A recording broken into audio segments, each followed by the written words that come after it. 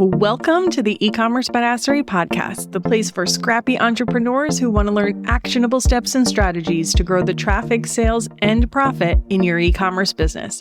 I'm your host, Jessica Totillo-Coster, a 20-year retail veteran and former brick-and-mortar boutique owner who spent 3 years as the only employee of a 7-figure online store. That shit was crazy.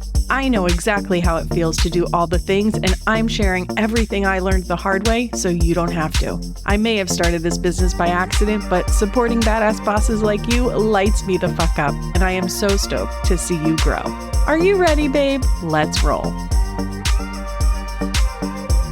Welcome back to the E-commerce Badassery Podcast. I'm your host, Jessica Totillo-Coster. So, we're going to start with a little story time about a decision I put off for way too long. And the lesson it taught me about what saving money, and I'm using air quotes here, actually costs you in business. On my course platform, they have custom AI bots you can create and give access to your students.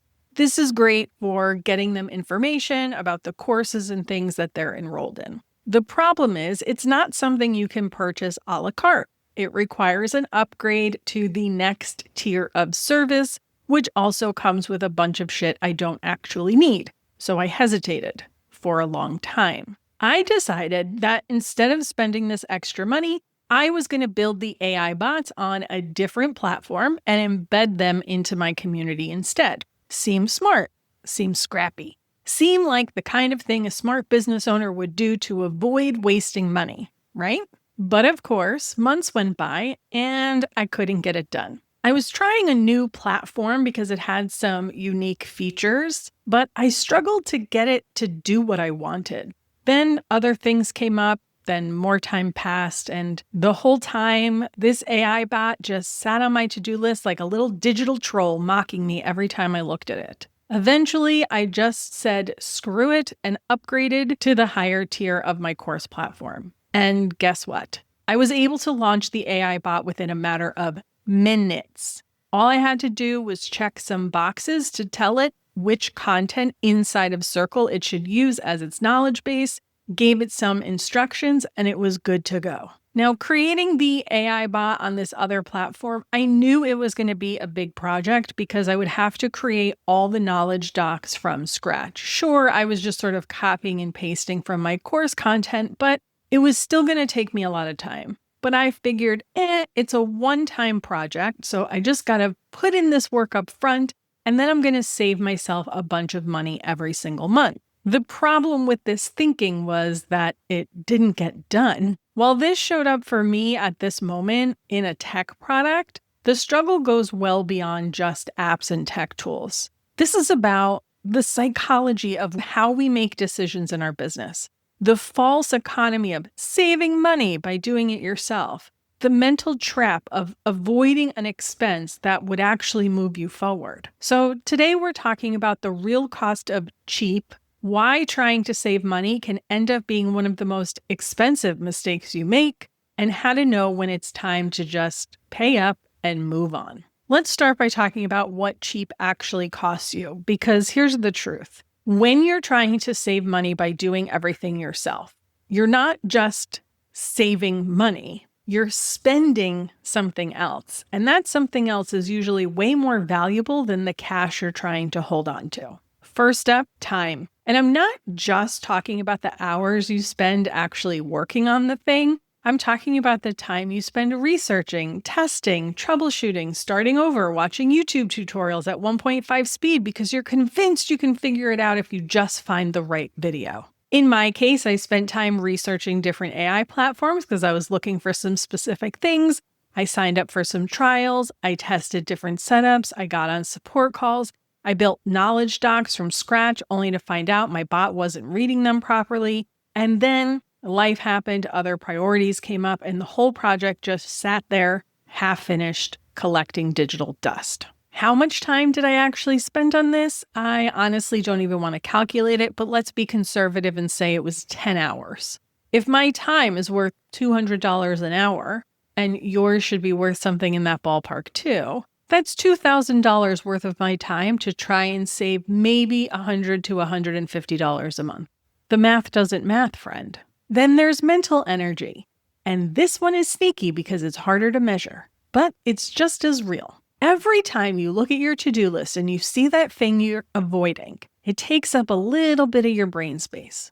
Every time you think about it and feel that twinge or guilt of frustration, that's mental energy you're spending. Decision fatigue is real. Frustration is real. The constant mental load of, I still need to finish that thing, is real. And all of that is energy you're not spending on the things that actually move your business forward. And then there's momentum. This is a big one. Every day you're stuck in DIY mode is a day you're not moving forward on revenue-generating activities. Every day that project sits unfinished is a day you're not getting the benefit of the thing you were trying to build in the first place. In my case, I wanted those AI bots to help my students get answers faster without having to wait for me to respond outside of regular business hours. That would have improved their experience and freed up my time for higher value work. But while I was busy trying to save money by building it myself, none of that was happening. So the opportunity cost was massive.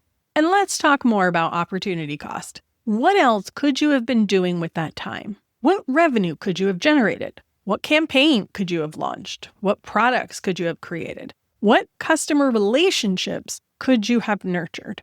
And like I said, this applies to so many scenarios beyond tech tools. Think about it. You spend weeks trying to figure out email automation instead of hiring someone or taking a course. Meanwhile, your subscribers sit there not getting nurtured, not generating sales. You avoid hiring a $200 per month VA because you can't afford it, but you're spending 10 hours a week on admin tasks that have nothing to do with growing your business. You don't invest in a course or a coach because it feels expensive, but you stay stuck for months or years trying to figure it out on your own. How much revenue did you not make during that time? The real cost of cheap, it's not just about the money you save, it's everything else you're spending to avoid spending that money. So if the math doesn't math, why do we keep doing this? Why do we convince ourselves that spending 20 hours to save $100 a month is a good idea? Here's the thing. I get it. I really do. Because I just did this to myself. And it wasn't the first time, and I'm sure it won't be the last. Part of it is the guilt of wasting money. Paying for features you don't need feels bad. It feels wasteful. It feels like you're getting ripped off. And if you're someone who values being strategic and smart with your money, which if you're listening to this podcast, you probably are, then that feeling of wasting money can be really hard to swallow. But here's what I want you to consider. Is paying for a few features you don't need really more wasteful than spending dozens of hours trying to avoid it? Is it more wasteful than the revenue you didn't generate while you were stuck in DIY mode?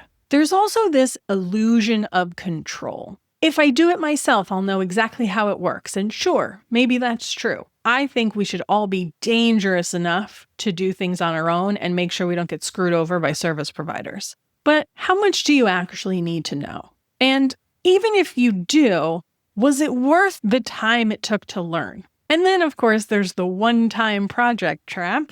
You tell yourself it's just a lot of work up front, so it's worth the savings, but then it never gets done. Because one-time projects that aren't urgent have a way of never actually getting finished. If it's not urgent and it's not easy, it's just going to keep getting bumped down the list. And meanwhile, you're not getting the benefit of the thing you were trying to create. There's also the sunk cost fallacy. You've already spent so much time researching, testing, and planning that it feels wasteful to not finish it yourself. So you keep going, even though it's not working, even though it's taking way longer than you thought. But here's the reality. The time you've spent is already gone. You cannot get it back.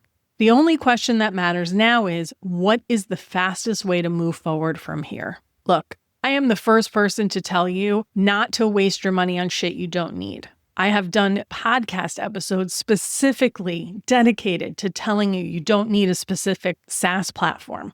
There are plenty of tools out there that are completely unnecessary for some of us. There are service providers that sound great on paper but end up creating more work because now you're managing them. There are courses that promise the world but don't actually move the needle for your specific business. It's a fine line. And sometimes it's genuinely hard to tell whether something is a smart investment or just a shiny object. I fully acknowledge that there are no hard and fast rules here. But here's the thing, that healthy skepticism can also become an excuse to avoid investing in the things that would actually move your business forward. And that's where we get stuck. That's where I just got stuck and where I don't want you to get stuck. So what's the lesson? Stop optimizing for pennies when you're losing dollars. I know this can be hard to hear. You might feel dumb like I did when you finally come to this realization in your own business. But we all need to absorb this. If you're spending hours or weeks or months trying to save a few bucks, you're not being strategic. You're being penny wise and pound foolish. The math doesn't math. If your time is worth, say, just $100 an hour, spending 20 hours to save $100 a month is terrible ROI. Think about it. You're spending $2,000 to save $100. That's not smart or scrappy. It's just not good business. And the kicker is that calculation doesn't even account for the opportunity cost. It doesn't account for the revenue you didn't generate while you were stuck tinkering with the thing. It doesn't account for the momentum you lost. It doesn't account for the mental energy you wasted. Speed matters in business. Every day you delay is a day your competitors are moving faster. Momentum compounds, but so does inaction. When you're stuck in DIY mode, you're not just slowing yourself down. You're actively falling behind. Because while you're spending weeks trying to build the thing yourself, someone else is paying for the solution and moving on to the next thing. Your zone of genius is not figuring out every random tool. You didn't start your business to become a tech support specialist for yourself. You started your business to sell products, serve customers, and build something meaningful. Every hour you spend trying to figure things out is an hour you could be generating more revenue or spending time outside of your business. And the best investment is the one that gets you unstuck. Whether that's a tool, a service, a course, or a person, if it moves you forward fast, it's worth it. In my case, upgrading my course platform wasn't the cheapest option, but it was the fastest, and that speed had value. It got me unstuck. It got the project off my to-do list. It freed up my mental energy to focus on other things. And it actually delivered the result I was trying to achieve in the first place. For you, that might be hiring a VA to handle customer service, upgrading to the platform that has the feature you need instead of trying to Frankenstein things together. It could be investing in mentorship like The Lounge or Email Badassery so you can make your marketing more profitable. At the end of the day, speed is a competitive advantage. We can see that playing out in real time in the AI industry right now, for better or worse. The faster you can move, the faster you can test, the faster you can learn, and the faster you can grow. And every time you choose the slow, cheap option over the fast, effective option, you're choosing to stay stuck a little bit longer. All right, so how do you actually know when something is worth paying for versus doing yourself? Because I'm not saying you should throw money at every problem. That's not always smart either. Here are some questions you can ask yourself when you're evaluating these decisions in your business and what I probably should have done when it came to my AI bot creation. Number one, do I actually have the time and bandwidth to do this well right now? Not can I do this? Am I capable? But do I realistically have the time to do this well given everything else on my plate? You might be perfectly capable of doing something. You might even be good at it. But if you're a one-woman show running a business, there are always going to be more things you could do than you actually have time for. In my case, I absolutely had the skills to build the bot myself.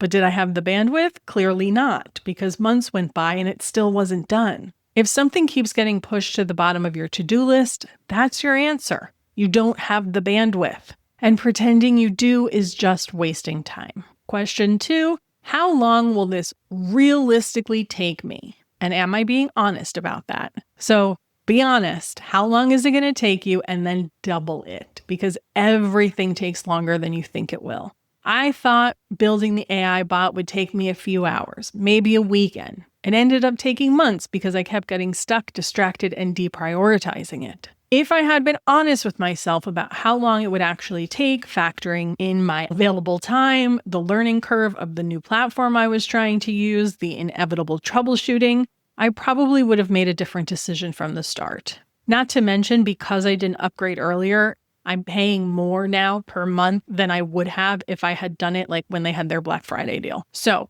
when you're evaluating whether to DIY something, don't think about how long it would take in a perfect world where you have unlimited focus and zero interruptions. Think about how long it's actually going to take you in your world, with your schedule and your competing priorities. Number 3, what am I not doing while I'm stuck on this? This is that opportunity cost question, and it's a big one. Every hour you spend trying to figure out how to build the thing yourself is an hour you're not spending on a revenue-generating activity. Every week that project sits unfinished is a week you're not moving forward on something else to grow your business. For me, every week I didn't have those AI bots live was a week I wasn't getting the benefit I was trying to create. But more importantly, it was a week I could have been, creating new course content, working with clients, launching new offers, building partnerships, marketing myself more. All of the things that actually move the needle in my business.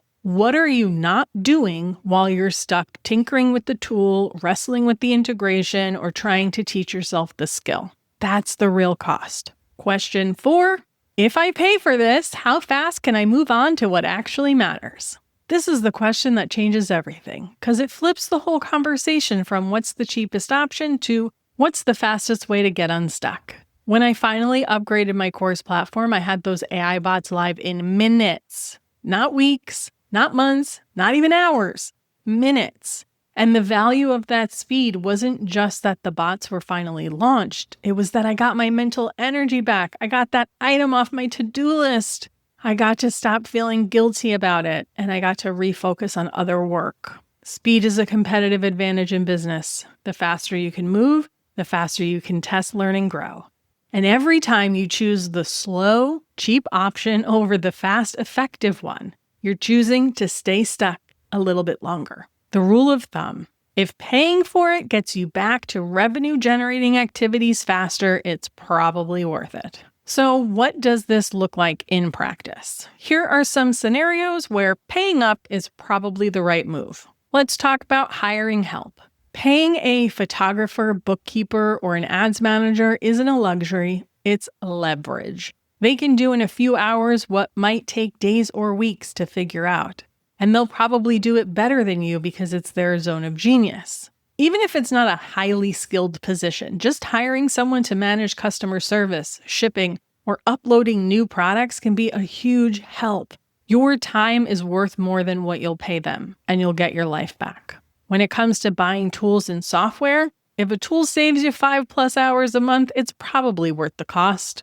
Run the numbers. Using that $100 an hour example, if the tool saves you 5 hours, that's $500 in value. If the tool costs $50 a month, that's a no-brainer. And what about investing in education? A $1,500 course that gets you unstuck in 30 to 90 days is way cheaper than staying stuck for 6 months. Because the real cost of staying stuck is the revenue you didn't generate while you were spinning your wheels. I really need to sear that in my brain. Let's say it again. The real cost of staying stuck is the revenue you didn't generate while you were spinning your wheels. I could have kept being stubborn, thinking I was going to get my AI bot built on that other platform. And if I had made that decision, it probably wouldn't be live right now.